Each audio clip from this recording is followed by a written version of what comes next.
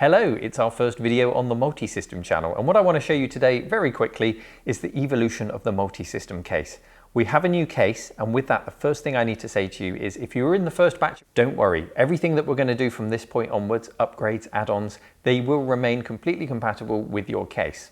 What we've got here is the result of listening to the feedback of you, the first 500, on what you did and you didn't like about the case, as well as considering our own manufacturing process to make sure that we can continue to produce these in the high volume that they are now incredibly in demand for, while reducing the amount of waste and just making things a little bit easier to manufacture from our point of view.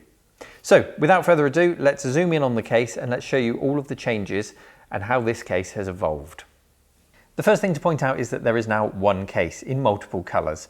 The original choice of SCART on the top or SCART at the rear has now gone because we've made it easier to plug into SCART on the inside if you want to use that socket and feed it out the back, and it makes the manufacturing process easier for us. It's also easier to get into the case now because the top is split into two. You've got these two thumb screws, so you can very easily unscrew it and then you just slide the top off here and you're inside the case without having to take the whole lid off. And this rear part of the top case is really important now because if you look inside in the top, the old manufacturing approach that we took meant that there was a lot of support material and also a lot of waste which we're trying to reduce. And it led to what one reviewer described as jank in there. It was a little bit knobbly bobbly. Now it's nice and smooth, so you can get your SSD, because there's a mounting point for your storage device in there. You can get it really flush to the lid. In addition, you've got screw holes to screw into the bottom of your SSD there. But we've also added two screw holes to the back. If you wanted to use the side holes on your SSD, you can get it really, really flush and close to the top if you need to and screw it in from the back. So you've got a couple of options there. These changes also mean that you have more space. So you can get that hard drive really flush in. It goes more to one side of the case than the original, and it gives you a lot more room for routing your cables.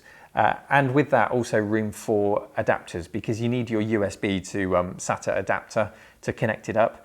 Some of you were finding that you had problems with the cable routing and the SATA adapter, and in particular if you had the SCART cable in as well. It was getting a little bit cramped in there, so this gives you a little bit more room to squeeze everything in.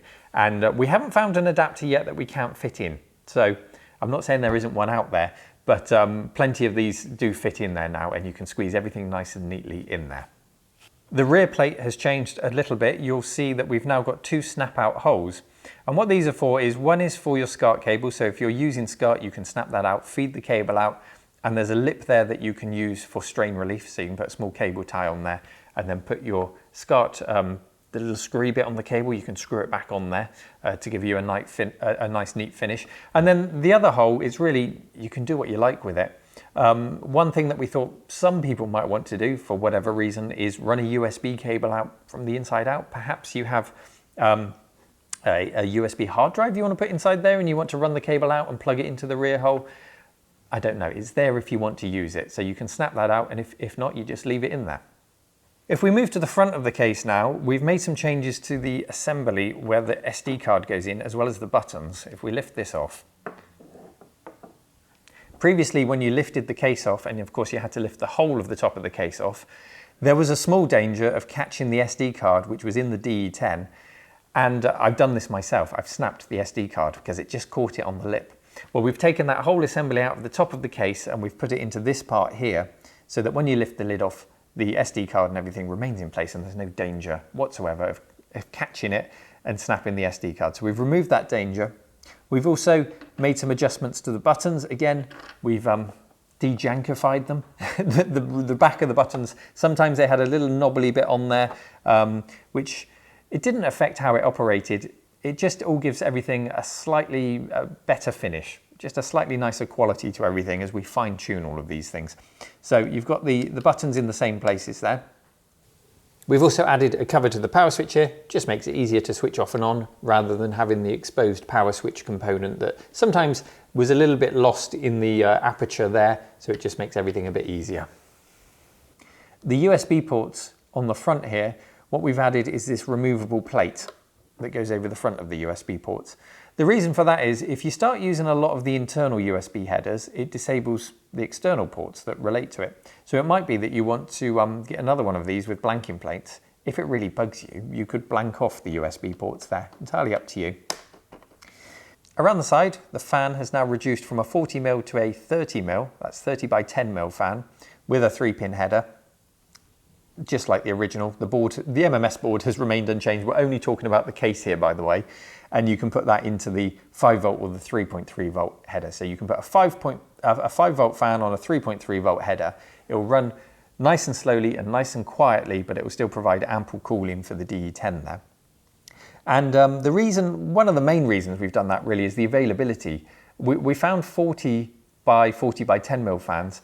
They were getting a bit tricky to get hold of, certainly in the quantities that we needed, and the prices were going up. So we changed it to a fan that we found is more readily available. And hopefully that will help to keep the price down while maintaining the performance we need. So we'll put the top back on. As we said, it's split into two, and underneath the front, again, there's no jank. And the amount of waste that comes off of this when we print it now is absolutely minimal. We had bins and bins full of support material that we had to rip off on the first run. So it's a much friendlier thing to print. We've got much less waste. We'll pop that on there, and we'll put the rear on. And I just want to show you the underside now. Again, it's a nod to the improvements in the print process. We've got a really nice finish on the bottom. You can just see a close-up of that there. There's a few scratches on mine just because I haven't put the adhesive feet on, which are included when you buy the case. So be smarter than me and put your feet on. And this really is a reflection of all the lessons we've learned in the process of printing these cases in the first batch. We've managed to get a cleaner finish. Sometimes there were a few ripples on the bottom of the original cases. We've worked out a way to overcome that. And we've also added some more features. We've added these little keyholes here, just in case, for whatever reason, you might want to wall mount that. You can hang that on there. You might want to have an arcade cabinet, which you can hang it inside and then quickly take it off. So we've got those on there. You've also got the holes on the bottom, which were on the original batch one, the classic case. I'll show you what those are for in a moment. But overall, what you'll find is the bottom half of the case here it's thicker, it feels chunkier, it feels thicker, it bends less. So we've managed to try and get a slightly more quality feel to the overall finish of everything. I think it's worked really well. It's a nice looking thing. If we look now at the front, you can see the design has changed slightly. Some of that is an aesthetic choice. We've maintained the curve as a nod to the original style of the classic cases, but it has evolved, and part of that evolution is just because we like the way it looks, but also because it aids the manufacturing process. We've printed quite a lot of these now in testing and in development, and according to Richard, who is the king of the 3D printers, we've had a 100% success rate. On our old cases, I think it was closer to just over 90%. So we've got a lot less wastage in the overall printing process, but also in the failure rate. And it means we can churn them out and get them out to you much more reliably. I'm really happy with where we've gone with this. It does feel like a step up, and I hope you like it too. If you're in the second batch, so you're pre-ordered and you're waiting for the second batch to be sent out to you, what will happen now is you'll get an email to the email address that you registered your order with, just to give you a few more details on this case, and we're offering you a free upgrade to the same colour. We're doing all the same colours as we did before of this new improved case, so you won't miss out. I think it costs us a tiny little bit more to manufacture, but we're not going to pass that cost on at all. If you've pre-ordered, you know, this is on us. This is a free upgrade for you, and hopefully you'll enjoy the improvements that come with it. Look out for that email. The other thing I want to show you quickly is this is the slice. This will be coming soon. So we've got some upgrades, which you'll get videos for on this channel soon. The first one that's coming is in the form of a cartridge. I think I can tell you what it is now without getting in trouble. It's going to be like a cartridge that you would slot into a normal games console, but actually inside it is a Pi Zero, as well as some headers, so you can do some fun things with it. I won't spoil the surprise too much. But essentially, all you do is you take this cartridge, you slot it into the add-on slot. You'll have a dust cover that covers up the front, so you've only got the cartridge in there. And then you can do what you like then with that Pi. You can use it for the barcode scanner, like I've done in my kiosk. You could use it as an MT32, all kinds of things. So look out for that. There'll be a video on the channel when that's ready to show you. And the other thing we've got is the slice here. So if you want to go crazy and you want to add all kinds of things, D9 ports, more than you can fit in the front panel there, other joypad ports, extra USB ports, we've made this for you. And what this is a slice that the case will sit on. Here's one, we'll pop it on top. slots in nicely, makes it quite chunky.